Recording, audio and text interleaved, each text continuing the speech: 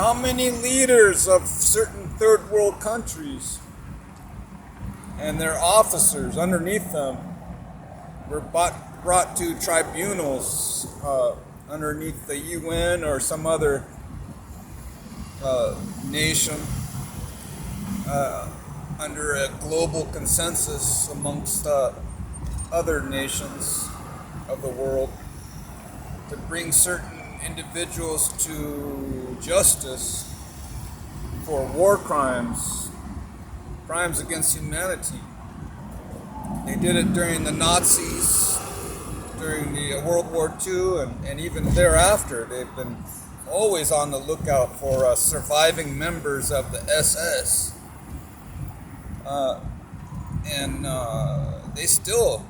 They just recently, about 10 years ago, if I recall, they put someone who used to be a Nazi soldier underneath Adolf Hitler. They put him on trial, and they believe he was executed for taking part in those atrocities against another group of people that were Semitic in origin, who were always persecuted historically.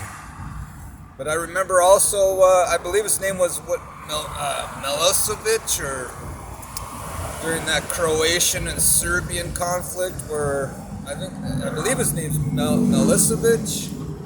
He went in and just slaughtered all those innocent people for no reason. And even if he had a reason, it wasn't justifiable. And he was brought to justice. They hung him. Same with Saddam Hussein. During the Iraqi conflict, they brought him to justice after they found him hiding underneath underground in a little wine cellar.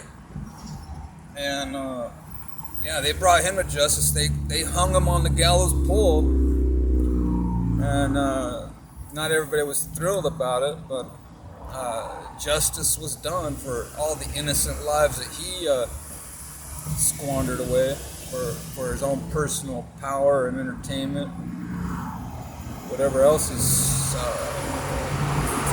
distorted glory. But yeah, and there was a lot more that have been criminalized and ostracized from society and held up to be examples of justice being carried through. And they had to pay for their crimes because there was no reasonable basis for what they did.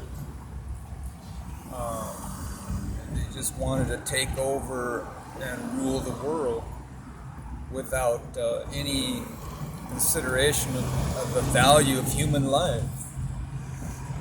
And God values, our Creator values human life. It's the same with abortion. When they turned over this Roe versus Wade, God values all life, adult life and infancy life. The unborn.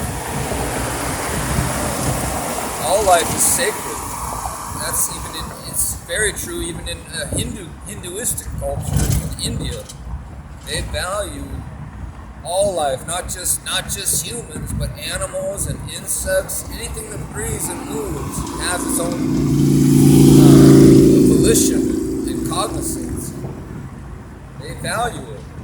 So all life is important.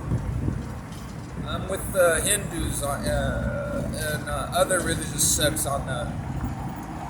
All life is sacred, should be respected and appreciated and loved and endeared, and be kind to it, and generous to it, and thankful for it. In the name of God, Amen.